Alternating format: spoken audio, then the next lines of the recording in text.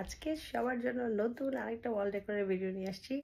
সবাইকে ওয়েলকাম জানাচ্ছি আমার নতুন এই ওয়াল ডেকোরটাতে। আর এই ওয়াল ডেকোরটা বানাতে আমি যেটা করেছি, এরকম হার্ড একটা পেপার প্লেট নিয়ে নিয়েছি। আর এবার এই 4-5টা সুন্দর করে কেচি দিয়ে এভাবে করে কেটে নিব। দেখো, ঠিক এইভাবে করে পুরো 4-5টা কেটে দেখাচ্ছি। দেখতে কেমন হয়েছে। এই যে দেখো, পুরোটা কাটা শেষ হয়ে গিয়েছে। ফাইনাল লুকটা দেখতে ঠিক এরকম হয়েছে। মনে হচ্ছে না একটা সান? এই যে দেখো, পুরোটা কাটা শেষ।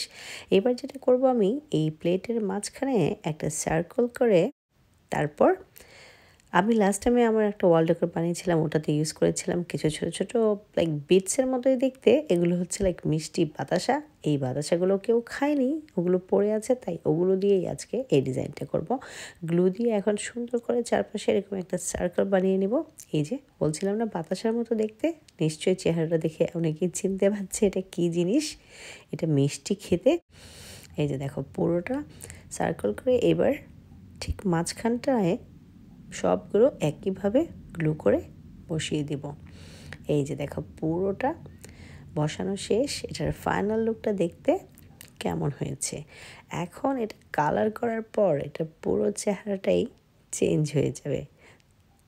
আর এই কালার করতে আমি এখানে দুটো কালার ইউজ করেছি। একটা হচ্ছে গোল্ডেন মেটালিক পেইন্ট, আর একটা হচ্ছে ব্ল্যাক গ্লোসি পেইন্ট। এই দুটো পেইন্ট দিয়ে এখন পুরোটা কালার করে ফাইনাল লুকটা দেখো। এই যে দেখো, ফাইনালি কালার করে এটা আমি ওয়ালে হ্যাং করে দিয়েছি। ফাইনাল লুকটা দেখতে কতটা সুন্দর হয়েছে।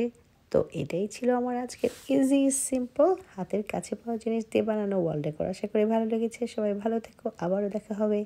সে পর্যন্ত আল্লাহ হাফেজ।